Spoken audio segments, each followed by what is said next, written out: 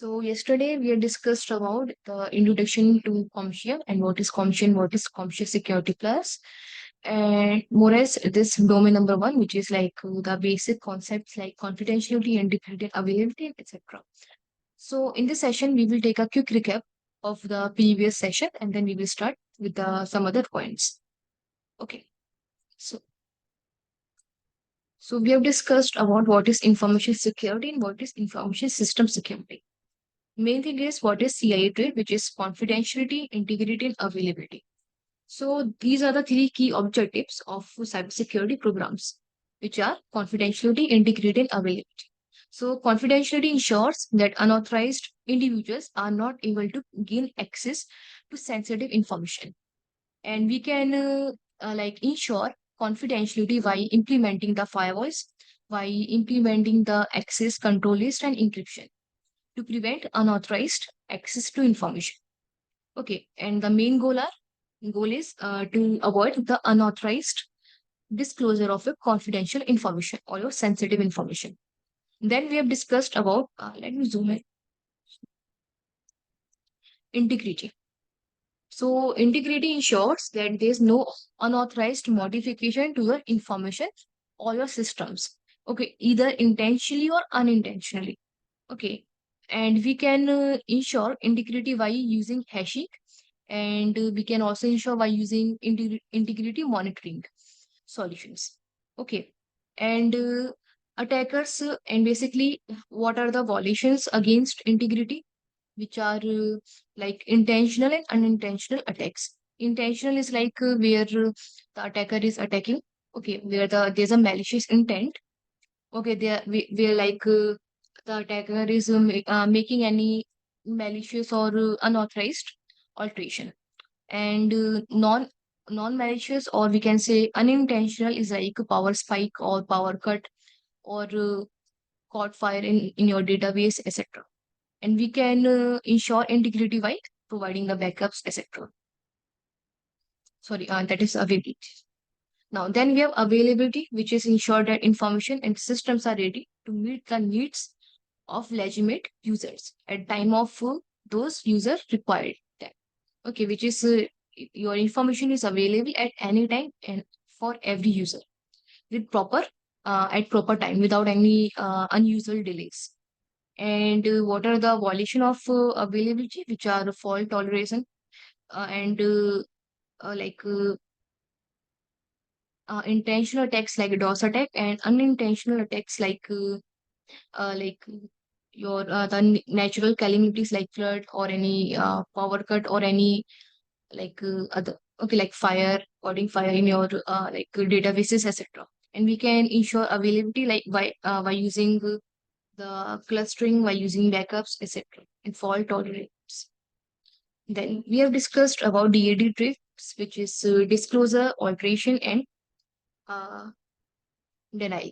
So disclosure is like these are the three key threats to cybersecurity efforts. Okay, so disclosure is like when your data is exposed to to unauthorized user. Okay, which is like the exposure of your sensitive information or your confidential information to unauthorized individuals. Okay, which is known as data loss. There's one more term which is known as data exfiltration.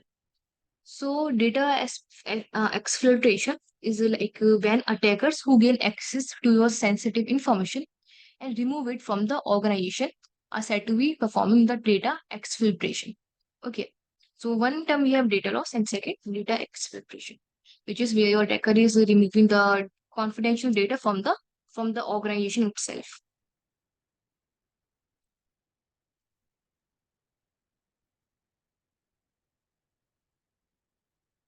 Okay. So disclosure may also occur using any by means of any accidental Okay, so both are same, right? Data loss and data acceleration both are same. data loss is like when your sensitive information is exposing maybe in the public, or it is when your sensitive information is exposed to the unauthorized individuals.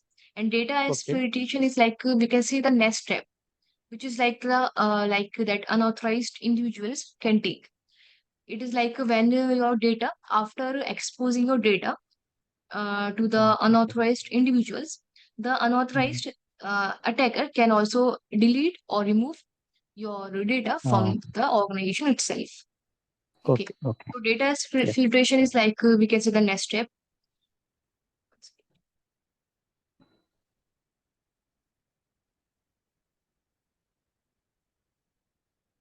So disclosure can occur same using intentional, like which is an attacker attacking the like systems or information, and second unintentional attacks, which is accidentally, such as like human error, we can say, or any oversights. Like for example, when any administrator or any user, any employee by mistake reveals or expose the data, or he or she maybe lose his or her device in any public place. So the exposure is the like disclosure in is in like high chance. Then alteration. So alteration is like when there's an unauthorized modification of information, and it is a violation of integrity. Okay. For example, it can be both intentional by attacker.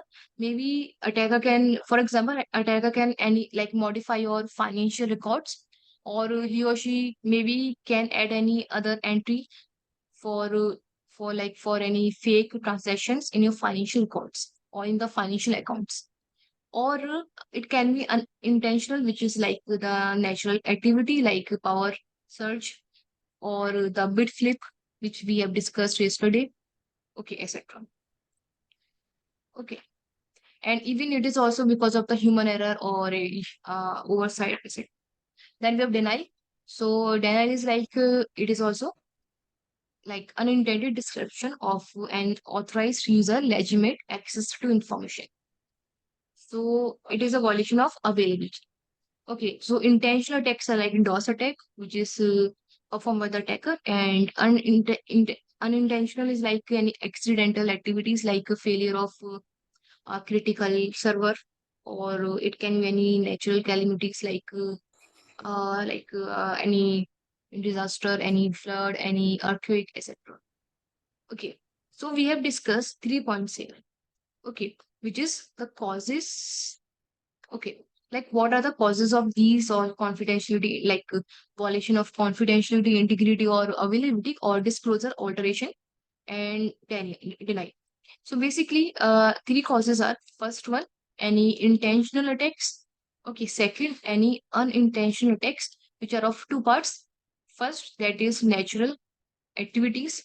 Okay, which is like natural calamities or anything. Okay, and third one, which is by human mistake or human error. Okay. So while creating any risk management approach, or while creating any protective or applying any security control for your company, make sure you have to look for these 3 points. We don't need to focus only on one point, which is intentional. That is important, but otherwise, like we have to look for these unintentional as well to provide a full security of the system. Okay. So the CIA trade and DAT trade, both are very useful tools for the cybersecurity planning and risk analysis. So whenever you find yourself like when someone asks you to create a like a security plan for your or security strategy for your organization, then you can make your CIA trade and DAT trade as a base of that plan. Okay, which will like provide you any direction, or which will provide the guidance of like how you can create an entire plan. Okay, so let's move to risk categories. So basically, risk categories are like the impact of a security incident. Maybe like they be wide ranging depending upon the nature of the incident or the impact of a particular kind of attack.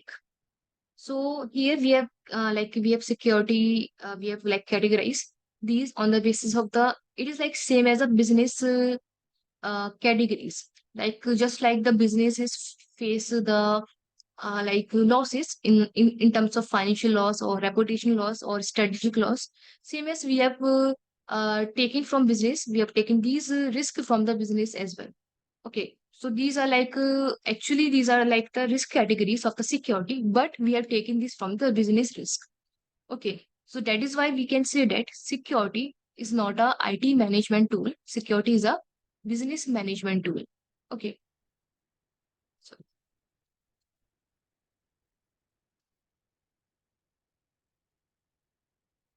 okay, so it is a business management tool. So we need to take security as a business management tool, not as a IT security. Okay, so here we have a financial risk, which is like, as the name implies, the risk of a money damage to the organization as the result of a data breach. Data breach means a successful attack.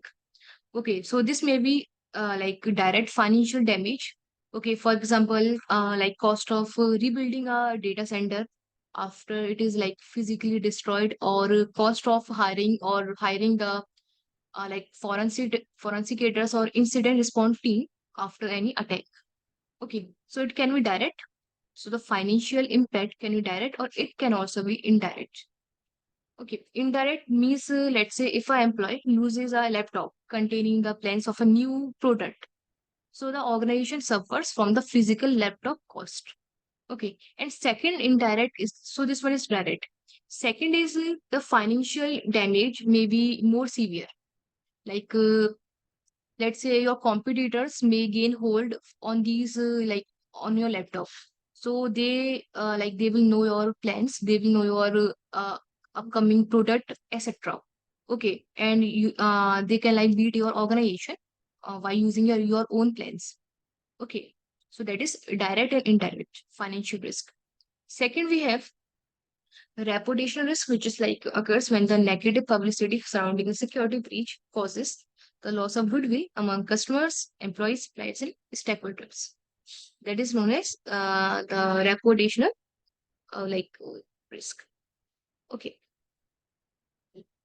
Basically, one more thing, you cannot quantify the reputation risk because reputation risk are like they are like let's say your customers.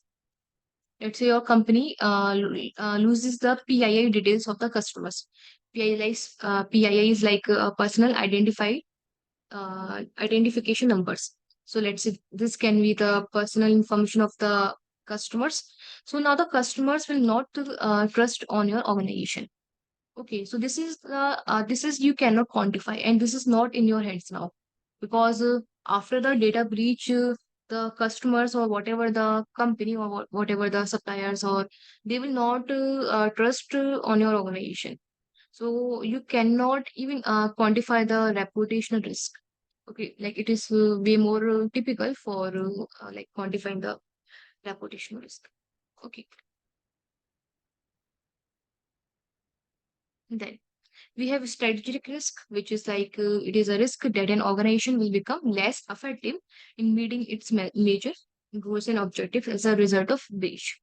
So this we have discussed yesterday, okay, with the example. Then we have operation risk is a risk to the organization's ability to carry out day-to-day functions.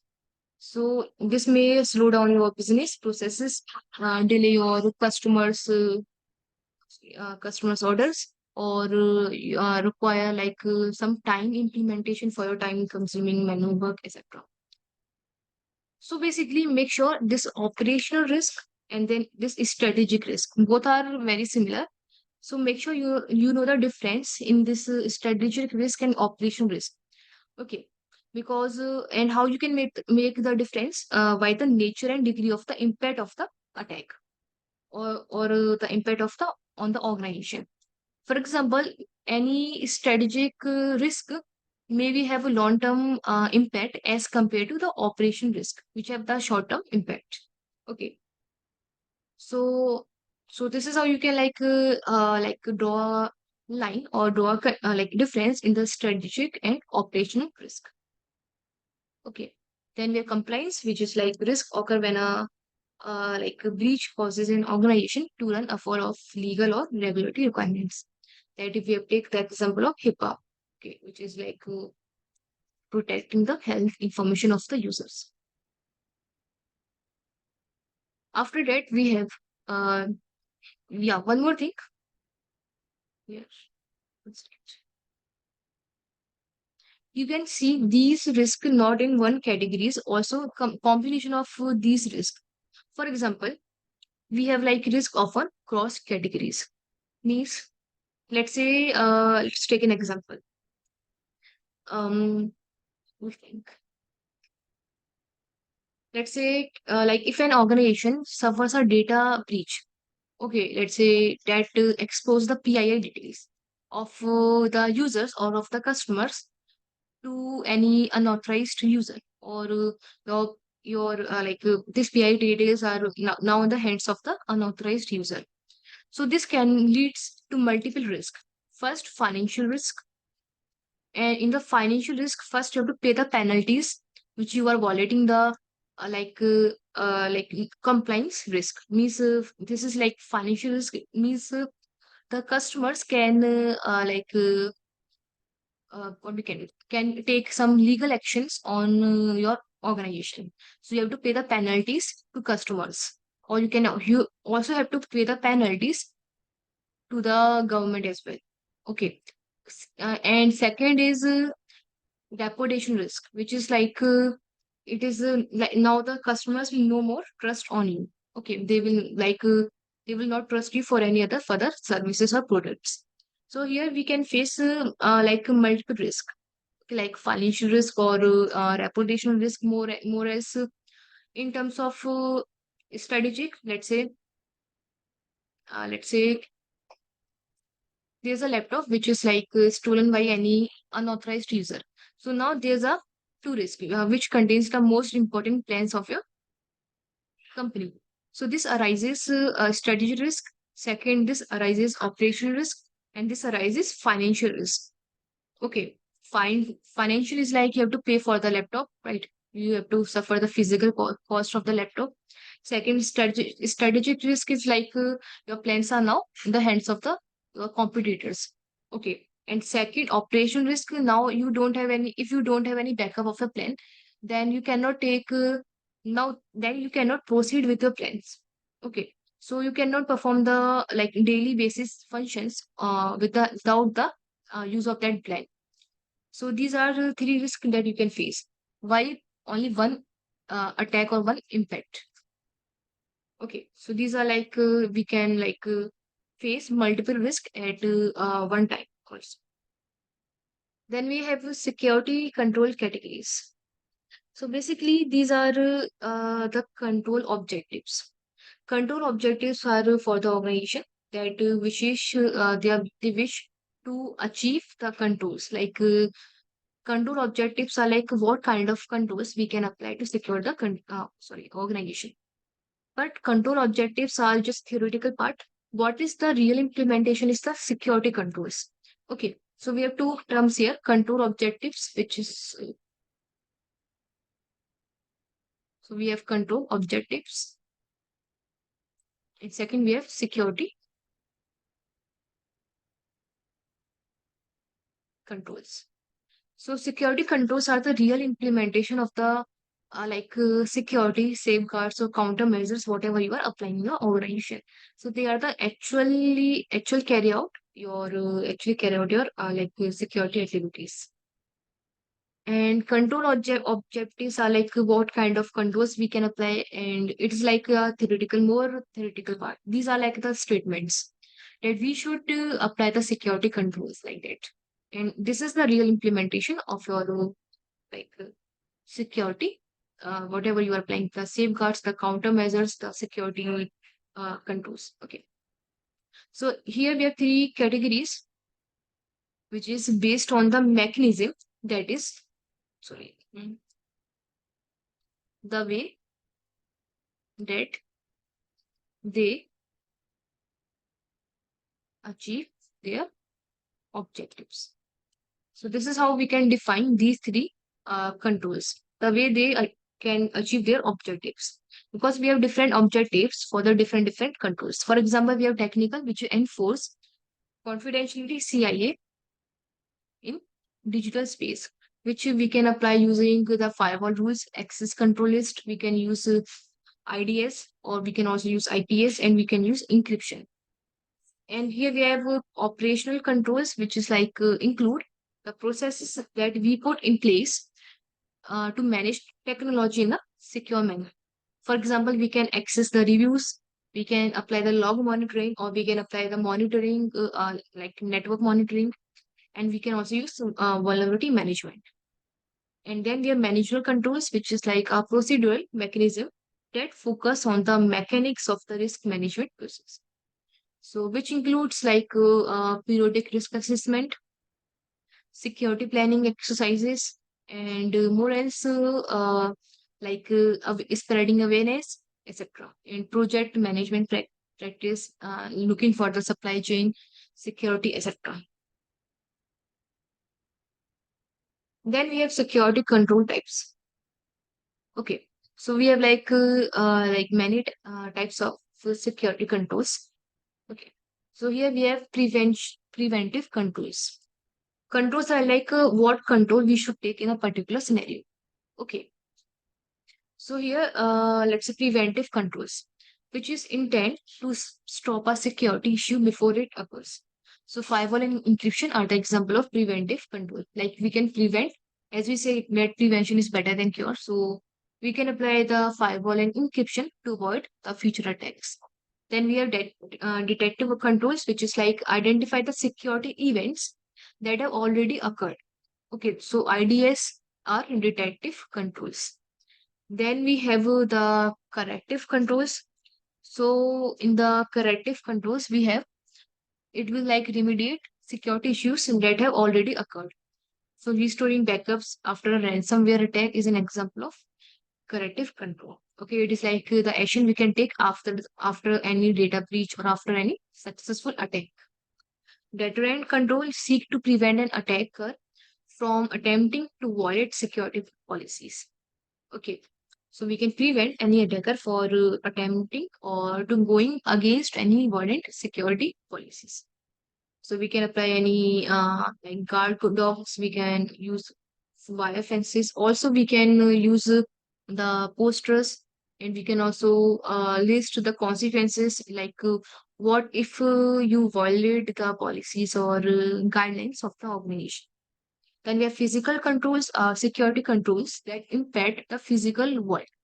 Okay, that's like we can apply security guards. We can apply fences, security cameras, locks, etc. Then compensating controls, which is like controls designed to mitigate the risk association with exception made a security policy. So these are the control, which is like let's take an example. Let's say an organization might maybe find that it needs to run any outdated software, okay, or outdated application on outdated operating system. Okay, so let's say there's a policy in your policy. It is mentioned that you cannot run or your all systems must be updated. Okay, now this is your policy rule which we have to follow. But let's say there's an application which only runs in the outdated operating system. So in that case, we have to run the operating system which is outdated so that we can run the application on that system. So here we are going against the rule, which is the policy. Okay. So in that case, what we can do? Because that application should only be run in that outdated operating system. So in that case, we can take the compensating controls, which is like we can run the operating system in an isolate environment. Okay, which is like we can avoid the any network means we cannot join this outdated version with the actual network of the organization. So we can isolate this operating system for running that application. Okay, so this is the compensating control we are taking. Okay, so there's a scenario arises which the company have to take these controls. Okay, like which the company have to go against the policies. So in that case, they can take the compensating controls. Okay, for example, this. Then we have data protection. So Security professionals spend their time for focusing on the protection of sensitive data. So we can think how we can protect data. So data must be protected in three states, which are at rest, in motion, and in processing. Okay, like we can protect the data at rest by storing the data in the hard drives, on the hard drives, tapes in the cloud, or on other storage media.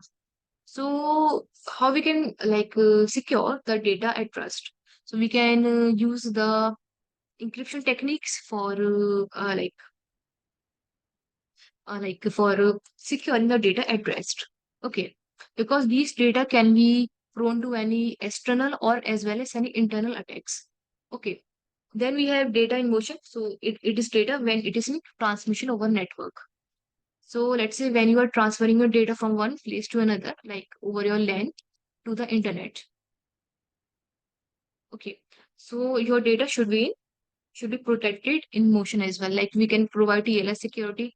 Okay, like we can provide SSL certificates. Overall, we can provide the encryption. Okay, and if you are sending data, if your data is like way more confidential, then you can use VPN as well. Okay, which will create a secure channel for you, secure tunnel for you. Okay, then data in processing. In data is data that is actively in use by a computer system, which is let's say you are using any application and that the application data is stored in your RAM memory, which is random access memory. Okay. So maybe an attacker will, with control of the system, may be able to take your data from the RAM memory or from any other random memory. So it is like data in processing. Okay. So in these three states, we should need to data should be protected. Okay. Then we have data encryption. So data encryption, as you know, it is a mathematical algorithm to protect information from prying eyes, both while the transmission over a network and while it resides on the system. Means while it is on at rest and while it is in motion. Okay. We will study more about encryption in the future lessons. Okay. We will do the encryption. We will like learn the encryption and PKI. Okay, which is public key infra. So now we have data loss prevention. So DLP, it is very important. DLP is a system which help any organization to enforce the information handling policies and procedures to prevent loss and theft. So it is a system which is used by any organization which will enforce information handling policies and procedures to prevent data loss and theft. Can you tell me the difference in policies and procedures? Like, what is the difference in policies and procedures? Procedure means we need to follow. I don't know exactly. Policies means I think. Okay, okay. So Yeah, policies and procedures are like we have to follow. Okay, but the difference is policies are like the document which is yeah, for predefined one. final Predefined. Yeah. statement. Okay. They are the final statement. Like for example, if let's say there's a policy in which it is written that everyone or every employee should follow the security controls, or every employee should be aware about the security threats and security attacks, or we can say each and every employee of a company should be responsible for the security. That is policy. Now what is the procedures? Procedures are the step by step step by step uh, uh, like uh, what we can say. It is like a step by step procedure we have to take for achieving the policies, like whatever is stated in the policies. For example, so in the policy, it is written that every employee should be responsible for the security. And in the procedure, like how we can now accomplish this policy by providing the security awareness training. Now, this one is the procedure. So there's a difference in policy. Policy are the final statement, or they are like the overall statement, which is stated that these should be like these should be followed, and Follow. procedures are like step by step like sign, like step by step process which we have to follow while achieving the policies. So procedures are derived from the policies only. Okay, so these are like step by step process or what we have to follow in order to achieve whatever is written in the policies. So this is like the main difference. Policies are like the final statement, and procedure like how we can achieve whatever is written in the policy, or how we can follow whatever is written in the policies. Okay, so DLPs are important. So it is like they are like the data loss prevention. So what is the main use of DLP, and what is the purpose of this, how they works? So DLPs like they search for the systems which contain the like which store or contain any sensitive information. Okay, and that is unsecured. Okay, and they also monitor the traffic for potential attempt to remove the sensitive information from the organization. So they can act quickly by blocking the transmission which contains the sensitive information which is unsecured, or they apply the encryption on hand. Okay, so the main purpose is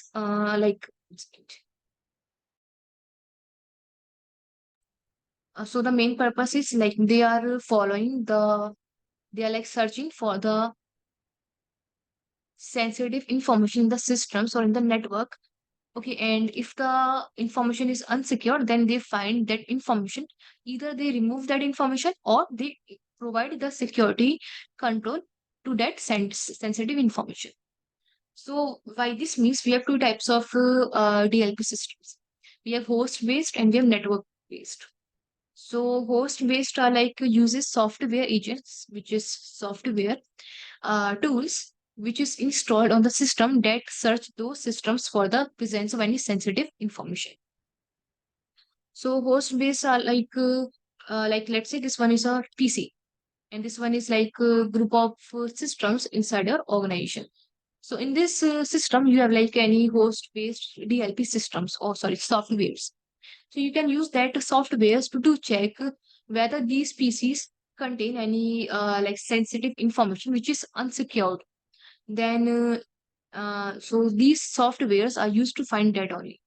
Okay, and whenever the system find the presence of any stored sensitive information which is unsecured, then we can take any like appropriate actions. Either we can remove the data if it is not too necessary, or we can provide encryption if it is if it is important. And if you are ignoring these activities, like if you are ignoring the like if you know that there is a data which is sensitive in this system, and that is not secure, then then in future maybe you have to pay some high penalties, or maybe any attacker can gain any unauthorized access to these systems and steal your data. Okay, so that is important. So host based means you are like applying the you're checking for the sensitive information which is stored in the systems. Okay, so you can also achieve host-based DLP by monitoring the system configurations and user actions, and even you can block the undesirable actions, and even you can provide the least privileges to your employees. Okay, then we have next network DLP, which is like the systems which are dedicated devices that sit on the network and monitor outbound network traffic, watching for any transmissions that contain any encrypted sensitive information. Okay, which is as I said. So network DLPs are like they will check for the incoming traffic in your organization. Okay, like incoming and outgoing both traffic of your organization of a network, and if they find that any data is transmitting without providing any without using any security controls, or they are transmitting via unencrypted, or so in that case we can use network DLP. So in that case, we can take two actions. Either we can block the transmission, or second, we can provide encryption on hands. Okay, at the same time when they are transmitting. So these are very important, like network and host DLP. So DLP systems may simply block your traffic that violates the organization's policy. Okay. Even in some cases, we can apply the automatic apply for the encryption. Okay, like we can apply the automatic encryption to your unencrypted data. So DLP systems have two mechanisms, which is first pattern matching and second watermarking. Pattern matching is like where they watch for telltale signs of sensitive information. For example, if they see a number that is formatted like the credit card or any social security number. For example, pattern matching is like, let's say you have a card number, which is let's say 1, 2, 3, 4, let's say anything, and you have XXX at last. Sorry, here XXX is first, and then you have four numbers, which is and so here we have this pattern. Okay. So pattern matching is like whenever the softwares are looking for a particular pattern, or it may be any word like top secret or business confidential. So this pattern, they will watch for these signs, like either for the for any number which are similar to the card number or any PIA details, or they also look for the words which is written in like top secret, okay, or which is written confidential information or business confidential, sensitive information, etc. And whenever they found that these are in the unencrypted data, so they basically trigger and they will find by these ways. Second is watermarking. So watermarking is like where systems or administrators apply electronic tags to sensitive document, and then DLP systems can monitor systems and network for unencrypted content containing those texts. So that is usually uh, used in the solutions like copyright issue, etc., and data ownership restrictions. And this is also known as DRM, which is digital rights management. Okay. So watermarking, like let's say you have a Adobe picture, and in the Adobe, let's say you have the Adobe like put their watermark in the background, that you cannot use this image in your own for your own work until you buy it or purchase it. Okay, so these are like watermarking. So they are mainly used in the copyright issues or while like data ownership restrictions, etc. Like no one can own your data without the permission or without purchasing it for whatever. Okay. Then we have last data minimization, which is I guess last. So data minimization technique seek to reduce risk by reducing the amount of sensitive information that we maintain on a regular basis. Now, data minimization can be done by using some various ways. So we have two types here. We have de-identification. Okay. So de-identification is like the process. Let's say if there are data which is of no use, then you can simply remove your data. You can simply destroy the data because it is no longer necessary. And if you cannot completely like remove your data, then what we can do? We can format the data in a way that no one can understand. And this process is known as de-identification. So the de-identification process removes the ability to link data back to any individual, which is reduces the sensitivity. Okay. So, or in any case, if you cannot apply the data identification, you can provide. So first is we have de-identification.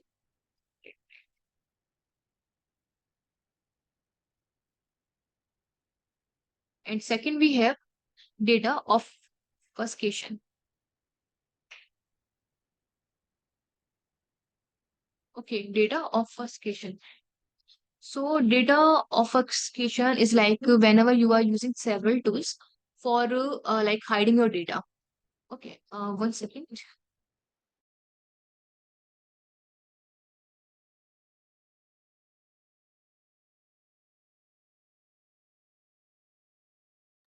So data obfuscation is like you can use these three, like you can use these three terms like for providing the data obfuscation, which is like hashing, tokenization, and masking. Hashing is like whenever you are converting your hash to transfer a value in our dataset to corresponding hash value. Whenever, let's say, you are providing hashing to your passwords. Let's say 1 2 3 4 5 is a password, and you are providing the hash to a password. Like you are using any algorithm. That is another thing. So let's say you are using MD5 or SHA algorithm. So you are converting your data in the hash format. Hash is like in a hexadecimal form. Hexadecimal is like a combination of numbers, and like hexadecimal is a combination of numbers and letters, alphabets. Then we have tokenization, which is like replacing any sensitive values with a unique identifier using a lookup table. So, for example, in the tokenization, you can replace a widely known value. Let's say you have a student ID. You have a list of student ID, and you are converting your student ID with a randomly generated 10-digit number, or 50-digit number, or just 5-digit number. Okay. For that, you have to create a lookup table. Okay. So that whenever you want to use your student ID, or you want to look anything from the student ID, so you can convert your ID, convert that to values, random values, with the IDs using a lookup table. But yeah, you have to make sure your lookup table will be secure. Okay, it should be like secure. Then we are masking, which is like we are replacing the sensitive information while replacing some of all sensitive fields with a blank characters. For example, your CC numbers. Like whenever you see, we have a XXX, XX, like in place of a number, and we are like last values. Okay, so this is known as masking. So here we can use three approaches for the data obfuscation, which is like you are hiding your data. Okay, there's one more term which I want to tell you, which is rainbow tables. So have you heard about these rainbow tables? No, ma'am. No. Okay. So rainbow table is a type of table which contains your hashing information. Let's say you have a rainbow table.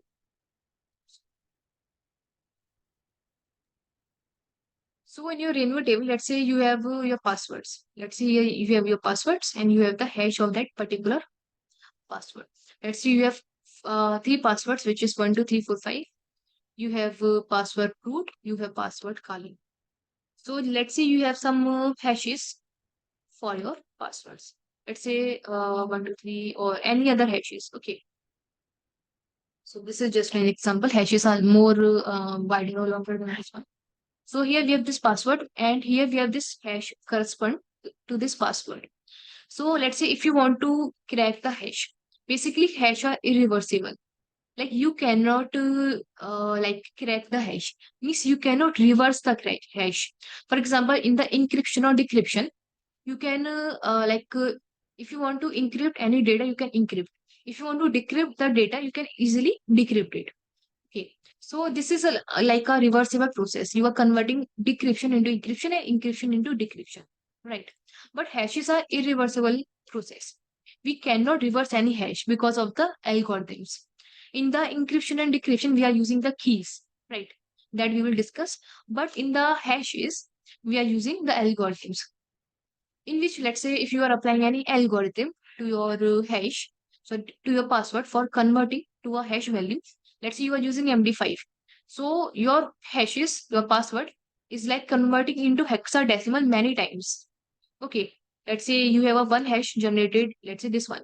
Now this hash is again converted into another hash, and again this one. So we are applying the algorithm, which is also irreversible. So that is why we cannot reverse the hashes, because we are applying the algorithms. Then So how the receiver and can see that data, ma'am? sorry. Hello? Yeah, if you are hashing some data, then we are sending to another one person. Okay. Then how they will understand that receiver said? Can you repeat it? No, that encryption means I understand. We will encrypt the data. and then opposite side, the receiver side, they can decrypt the data. Correct? Yes. That is encryption and decryption. Hello? Yeah. Yes. Yes. Yeah, that is encryption and decryption. That I Yes. Yes. understand. Caching means, yeah, we are caching by using some algorithm, SCHA and MD5. By using that Mhm. one, we are caching that one. Okay, you are telling we cannot retrieve that data. Once cached means we cannot reverse back like that. You are telling, right? Yes. Yes. Yeah. Then how that opposite side person, if we are sending one data to another one person, how they will understand, how they will see this data, how that decryption, how that is happening. Okay. See, we are not using hashing for transferring the data. We are using hashing for providing the integrity. Integrity. Yeah. Okay. Okay. Mm. Okay, we are not using the hashes for transferring the data from one place to another. That we have to use encryption or decryption. We are using the hashing for storing your passwords. We are using hashing for for checking the integrity of data. For example, let's say I am sharing Okay. you a let's say I have shared a file.txt. So in this Okay. file I have written hello world. So this one is like the content of the file. Now let's say this file, like I'm sending this file from one location to another. Okay. So let's say there's an attacker in the middle, and here I have the hash of this file. I have generated a hash value for this file. Let's say the hash value is, let's say CCC. Okay. Let's say. So this is the hash value of my file, which is, there's a data, which is hello world. Now I am transferring it to you. And let's say there's a attacker in the middle, which is like catches this file and modify this file. So he have modified this file and convert hello world into any other thing. Let's say he has converted it into by. Okay. So this one, and so whenever you are changing the content of the file, so your hashes are also Cache value also will changing. change. So Okay. when you check your file, that is file.txt, which I have sent you, now you compare the hash that I have sent you and which is now the hashes, which is the new hash because now the file is modified. Okay, now let's say the new hash of this file is, let's say Mhm. P and P. Okay, now you're Mm. comparing the hashes, the hash which I have sent you and the current hash of the file. So this is how you can know that the file is modified by anyone in the middle. Okay, so the file has been modified by anyone in the middle or anywhere. So this Yeah, yeah, is clear, ma'am. Understood. how we Mm. can use hashing. Okay, and more Okay, else we okay. can use hashing in the while storing the passwords. So let's take an Yeah, example okay. of rainbow table. So in the rainbow table, let's Mm. say you have the passwords 1, 2, 3, 4, 5, and here we have the hash of your password. Let's say it can be anything. So in this case, now hashes are irreversible, but the hackers can manage to crack it. So how this is possible? How it is possible? So basically, the mechanism is with the help of the rainbow table. Rainbow tables are the tables which contains the password and the hashes which is correspond to your passwords. For example, let's say there's a user A and there's a user B. So user A, let's say applies the password 1, 2, 3, 4, 5. Okay, which is here the hash of 1, 2, 3, 4, 5 is here. Same as the user V applies the hash, the password 1, 2, 3, 4, 5. So the hashes of both passwords are similar because the passwords are similar. So the hash of your passwords are similar. So if let's say the user a hash or if here we have this hash because 1, 2, 3, 4, 5 is a very common password.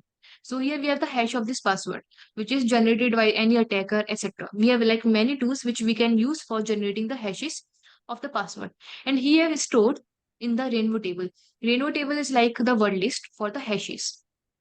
Now let's say Mm, okay. this user A, the attacker manages to steal the password of user A, which is also in the hash format because whenever we are storing the password anywhere, we are storing the hash format or in the encrypted format. Now, the attacker, compare this hash and this hash together. And if this hash and this hash like matches, so the password is 1, 2, 3, 4, 5. And this is how we can crack the hash. So password of user is one Mm. two three four five or the password of user B is 1, 2, 3, 4, 5 because the hash of your password is CCC123 and the same hash is like stolen by the attacker from the database of user A or user B. So this hash, which is the attacker is is stolen from the database, and this hash, which is inside the rainbow table, both are matching. So the password is 12345. Okay. So this is how the attacker crack the hash, and this process is known as rainbow table attack. Is it clear? Okay. This much? Yeah, clear. Yeah, So clear, ma'am, clear. so how we can secure this one? Like if so that is why we say that make your password strong. Okay, like whatever the Okay. hashing, whatever we can apply, but before that, use a strong password. Like use Mm. the combination of number, alphabets, special characters. Yeah, Okay, then only they so cannot let's find that in input table, right? the rainbow table. Mm. Yeah, exactly. Okay, so let's say, but still some users also uses a very common password like 12345 password, their date of birth, etc. So what we can do in Mm. that case? So how we can increase the security or how we can prevent from rainbow table attack? So there's one more mechanism which is known as salt. Salt Okay. all are like the random values which we are placing in front of the hashes or in anywhere in the hashes. For example, salt are the random values first, which are unique to every user. Like we have a different salt for user A and we have a different salt for user B. For example, now the password is 12345 and the hash of 12345 is CCC123. This one. Now we are applying the salt here. Let's say the salt is K, K and K. This one is the salt. So now here you can see the whole hash. Now this is unique. So this is for example user A. For the user B, we are using the different salt. Let's say for the user B, we are using J, J, J, and password is again CCC123 hash for the 12345. Okay, now you can see the hashes. Now you can compare. The password are similar, which is 12345, but the whole hash is different Mm. because of the salt value, which is random for each and every user. And now you can see also the rainbow table. The hash for 12345 is CCC123. And here you can see the hash for the user A and user B. Now perhaps the password is same 12345 and 12345, but now you can see the hash value, which are unique. And you cannot match these hash value with the rainbow table because both are very different. This is just an example, and even you cannot find out that where the salt is. Basically, in this example, I am applying the salt in the first place, but salt can be used anywhere in your hash. Okay, like in the middle, in the at last, or in first. Okay, so this will like completely change your hash format. Now, even salt can contain the special characters, etc. Basically, you can know that this password is using salt and this password is not using salt. You can easily find out, but you cannot crack the password because they are using salt. Salt are like random values. Okay, and which is making your whole hash unique. This is irrespective of your password is same 12345 and 12345, but now your whole hash is unique, which we cannot compare in the rainbow table, and hence we cannot crack it. Is it clear? Salt. Yeah, it's clear now. Yeah. So this is like we can prevent from the rainbow table attack. Okay, but Okay. salt is like a little bit of complex mechanism. So we are not applying this it cannot be applied any like everywhere. Okay, that we will discuss. Okay. So this is very important. Rainbow table attack. Yeah. So so this now this slide is this document is completed. Okay, Yeah. now let's take a summary. Yeah.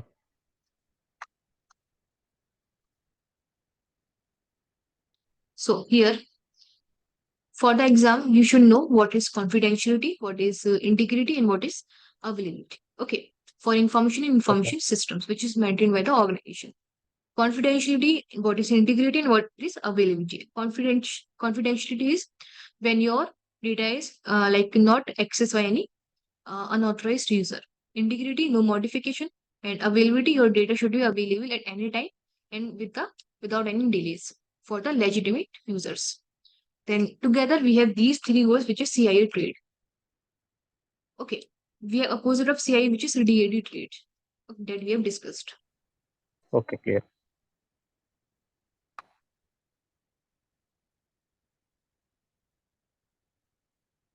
Then next we have a cybersecurity analyst seek to protect the organization that must evaluate risk to CIA trade. Means you can take CIA and DAD trade as a base for creating any strategy or for creating any security model for your organization.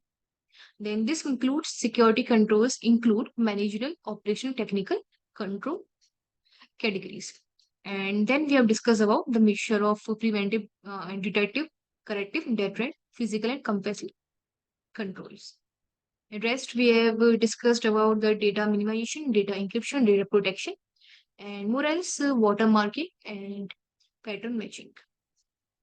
Okay, so for the exam, you should be like you should know the confidentiality, integrity, and availability, the DAD trade.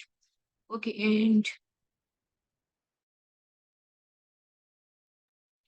and more else these terms like what are the security controls, what are the risk categories, and how you can in what state you can secure data, like you secure data at rest, in motion, and processing.